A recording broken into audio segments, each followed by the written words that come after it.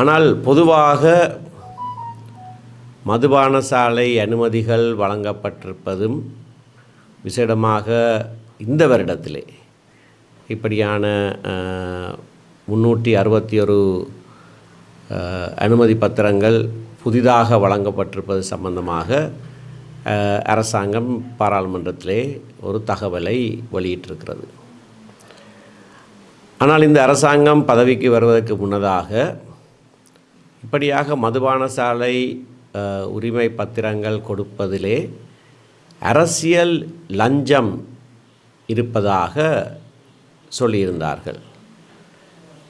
பல பாராளுமன்ற உறுப்பினர்கள், அன்றைய பாராளுமன்றத்திலே உறுப்பினர்களாக இருந்தவர்கள் உடைய சிபாரிசின் பேரிலே இந்த புதிய ஏராளமான மதுபான சாலை உரிமை பத்திரங்கள் கொடுத்திருப்பதாக சொல்லியிருக்கிறார்கள். அந்த அரசியல் இளஞ்சம் என்கின்ற விவகாரத்தை தாங்கள் பதவிக்கு வந்து 3 நாட்களிலே வெளிப்படுத்துவோம் என்றும் சொல்லியிருந்தார்கள்.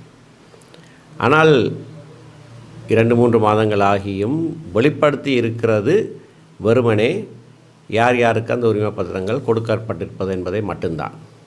அது எல்லாருக்கும் ஏற்கனவே தெரிந்த விடயம். யாருடைய சிபாரிசின் பேரிலே இது கொடுக்கப்பட்டது என்பதை வெளியிட்டால்தான் அவர்களாகவே செய்த முறைப்பாடு, அதாவது அரசியல் லஞ்சம் கொடுக்கப்பட்டது என்கின்ற முறைப்பாட்டை அவர்களே உறுதி செய்ய முடியும். ஆகினாலே லஞ்சம், ஊழல் அனைத்தையும் முற்று முழுதாக ஒழித்து விடுவோம் என்று சொல்லி பதவிக்கு வந்திருக்கிற இந்த அரசாங்கம் இந்த விடயத்திலே சற்று பின்னடிப்பதாக தோன்றுகிறது. எங்களுடைய பிரதேசங்களை பொறுத்தவரையிலே சென்ற கடந்த பாராளுமன்ற 9வது பாராளுமன்றத்திலே உறுப்பினர்களாக இருந்த 2 தாங்களாகவே நாங்கள் சிபாரிசு செய்தோம் என்று ஒத்துக்கொண்டு விட்டார்கள். அப்படி ஒத்துக்கொண்டவர்கள் கடந்த பாராளுமன்ற தேர்தலிலே போட்டியிடவும் இல்லை. ஆனால் இந்த ஒவ்வொரு மதுபான சாலை அனுமதி பத்திரமும் யாரோ ஒருவருடைய சிபாரிசின் பேரிலே வழங்கப்பட்டிருப்பதாகத்தான், ஒரு அரசியல்வாதியுடைய சிபாரிசின் பேரிலே வழங்கப்பட்டிருப்பதாகத்தான் அரசாங்க கட்சியே தேர்தலுக்கு முன்னர் குற்றம் சாட்டியிருந்தது.